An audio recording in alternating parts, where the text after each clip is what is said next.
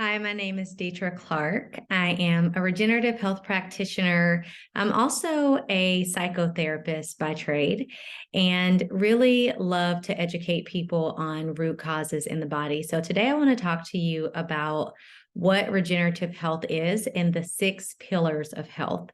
And regenerative health is actually based on the works of Dr. Robert Morse, who is the founder of Regenerative Health. And really, in regenerative health, we're looking at what helps the body to function optimally. So, the 6 pillars of health include alkalinity, cellular ATP, organs of elimination, regenerative nutrition, and soil health. Those are combined, gut health, and then our endocrine system health. So we'll start with alkalinity. There are 2 sides to chemistry. There's alkalinity and there is acidity. And we as human beings are actually an alkaline being. That just means that our pH has to stay at a 7.4. If it drops below that, we die. And the only part of our body that should actually be acidic is our stomach for absorption and for digestion and for breaking foods down. And so the way that we keep our body in an alkaline state is really primarily based in diet. It is what we eat, what we breathe in, and what we drink.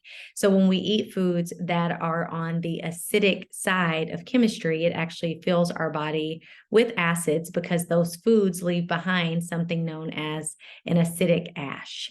And so things like animal protein, dairy, processed sugars, processed foods in general are actually really inflammatory and mucus forming, and they are high in acids, and that leaves internal terrain of acids and acidity within us. And so the foods that we eat should be more on the alkaline side. So really focusing on fruits and vegetables and whole foods. So things that are grown in nature create an alkaline environment internally. Number 2 is cellular ATP. And essentially, that's just a long term for energy in the body. So, the way that our cells really repair and turn over and heal is at the cellular level. And that happens through something called cellular respiration.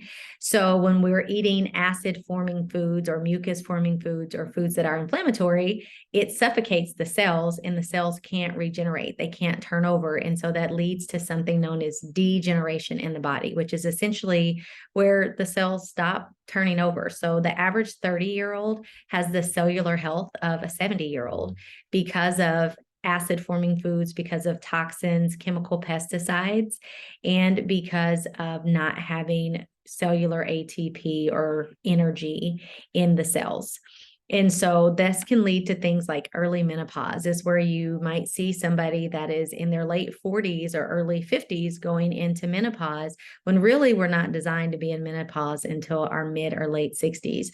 Or men with erectile dysfunction disorder, hair loss. You might see a 40-year-old that has skin that's lost its elasticity because the body is not producing collagen, or someone that struggles to go to sleep at night without some type of aid like over-the-counter melatonin or a psychotropic medicine or something like that.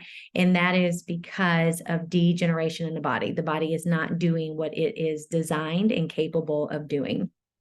Number 3 is our organs of elimination. So we actually have 4 organs of elimination. The colon, which is where our digestive system filters food through the colon to break it down. It's where waste is filtered out, unabsorbed food and nutrients are eliminated through our colon, which comes out in the form of stools. And if you eat 3 times a day, you should be eliminating 3 times a day, because what you don't eliminate, your body accumulates. If you're not eliminating the amount of times a day that you're eating, it means that your digestive system is off and you likely have some stagnation in your lymphatic system, which we will get to.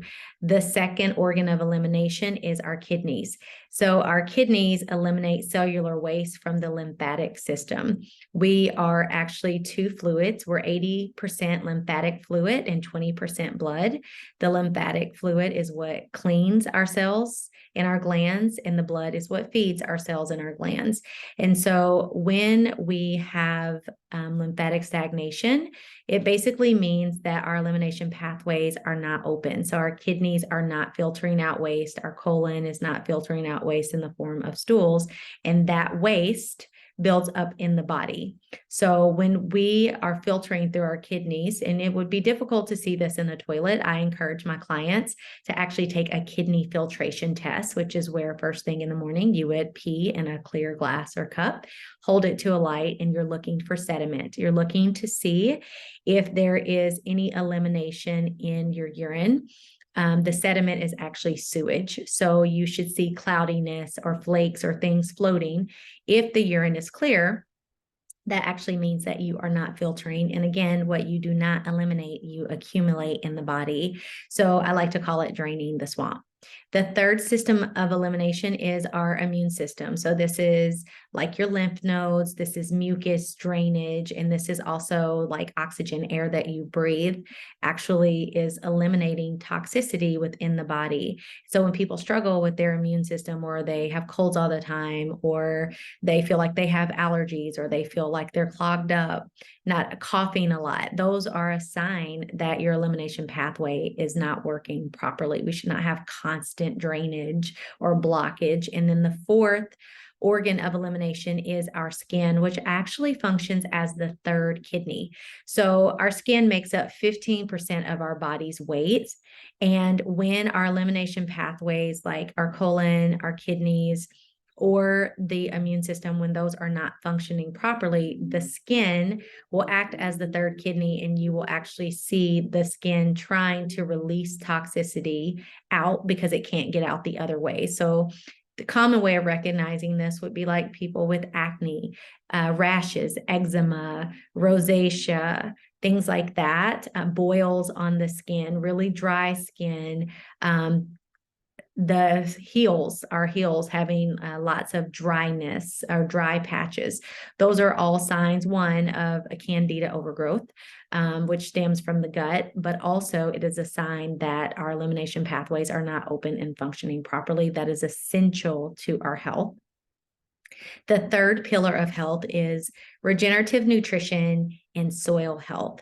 So regenerative nutrition basically just speaks to regenerative agriculture and regenerative farming, which is where chemical pesticides, fast farming practices, and toxins are removed. So foods that has been grown in regenerative soil is typically removed from any kind of industrialization, and it takes about 3 years to get soil to a state of being regenerative. And so sadly, less than 1% of the Earth's soil is deemed nutrient dense due to fast farming and chemical farming. This is super important because if our plants are filled with chemical pesticides and toxins and we're not using healthy farming practices, it impacts the quality of the plant. And our soil health is our human health, because we should be getting our aminos, we should be getting our essential vitamins and nutrients from the plants that we take in. But if they're damaged, that means that we're not, which is why a lot of our society that we're seeing has staggering numbers of dis-ease, and it's because of the soil health. So amino acids and micronutrients are essential to human health, and they are essential to the regeneration of tissues and cells in the body. We get our micronutrients and aminos from these plants, but in the last 20 to 30 years, we have seen a huge rise in a chemical pesticide known as glyphosate being sprayed on all of our crops. And it's also in our water systems and in our air systems. It's in our rainwater. Glyphosate is the main ingredient in Roundup. We actually started spraying it on the crops before 1980. And so I was born in 1981. That means that I have not known a world without chemical pesticides sprayed, and it's responsible for destroying the tight junctions in the gut. The gut is really central to our body. It's where our dopamine, our serotonin, melatonin, your immune system, all of those things are housed in the gut. And so it's really essential that, one, we eliminate chemical pesticides from our body, glyphosate. It's also really important that we get back to regenerative agriculture and regenerative farming, because that is a pillar of our health. Number 4 for our pillars of health is gut health.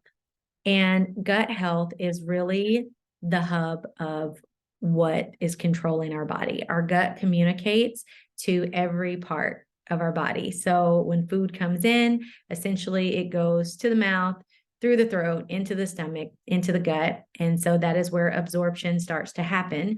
If we have damage to the gut from chemical pesticides, we can develop something called leaky gut, which means that we are lacking absorbing the nutrients that are coming into our body. But even worse, since the gut is really our first brain in Western medicine, we say it's our second brain, but it's actually our first brain, because 9 signals go from the gut up to the brain. Only 1 signal comes from the brain down to the gut. So that means if the gut is damaged, the neurotransmitters, the receptors in the communication from the gut to the brain will not function properly. And with the background in therapy, I've seen this a lot in my practice, where people are really working hard through therapy and through behavior management techniques, through cognitive behavioral therapy, to try to reverse conditions like depression, anxiety, mood instability.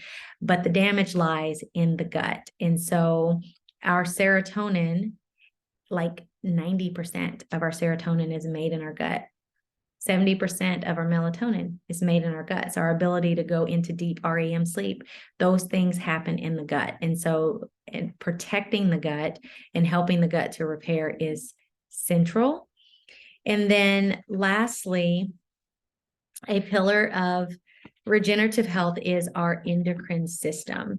And so our endocrine system is really one of the most important system in the body, because it houses the hypothalamus, it houses the thyroid, the parathyroid, the adrenals, the testes in males, and the ovaries in women, the pineal gland, the pituitary, the thymus, and the pancreas.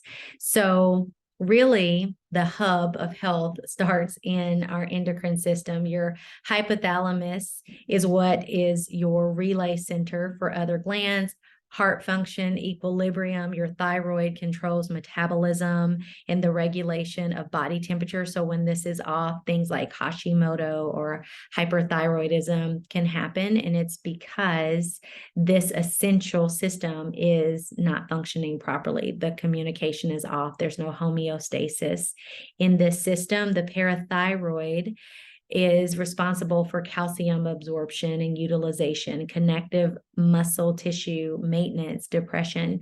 So when people really struggle with regulating calcium, or they're lacking in nutrients, minerals, they feel like they have deficiencies, that is a sign of the parathyroid being off. Our adrenals, right next to the parathyroid, is probably the single most important gland in our body. Underneath the parathyroid, we have 2 adrenals that sit on top of 2 kidneys. When our kidneys are not filtering, which we talked about earlier, the adrenals will not function properly. The adrenals are responsible for sugar metabolism, our autonomic nervous system. So that's like digestion and breathing, some of those automatic things that we do without thinking about it. It also is responsible for neurotransmission regulation, so emotional regulation, anxiety, worry, fear. You'll see a lot of that when the adrenals are not functioning properly. Brain fog, feeling tired, feeling kind of foggy throughout the day, and then mineral utilization. And then, of course, testes and ovaries in women, that is responsible for hormone functioning. So when women are going into early menopause, when they're struggling with infertility, or to sustain a pregnancy, cycles that are longer or shorter or irregular, men that have erectile dysfunction, or struggles with libido. Those things are controlled by the adrenals. The pineal gland is responsible for our circadian rhythm, so the ability to rise and fall with the sun. And then the pituitary is responsible for skin pigmentation and growth hormone production. So sometimes when people are shorter in height, or women that struggle with making breast milk or that make breast milk too long, the pituitary gland, is responsible for that. And then the pancreas is responsible for breaking down food. So sometimes in stools, you might notice undigested food, or you might notice insulin production, so diabetes. The adrenals and the pancreas are responsible for supporting insulin to go to the right part of the body and the right amount to be released. And so these 6 pillars of health is really what helps our body to flourish and to function optimally. And so a pill for your ill is not always the best way to go. It's not that medicine doesn't have its place sometimes when there is a crisis situation, but oftentimes medication is a bandage for a deeper symptom. So in regenerative health, we're wanting to look at the root cause, look at which system is not functioning, and support that system to come back on board so that the body can flow into a state of ease and natural function without intervention. I hope this video has been helpful to you. If you have any questions about regenerative health, about the superfood or herbal protocols that we work with to support people and getting their bodies back to optimal functioning, please don't hesitate to reach out or to follow up with the person who shared this video with you. Thanks for watching.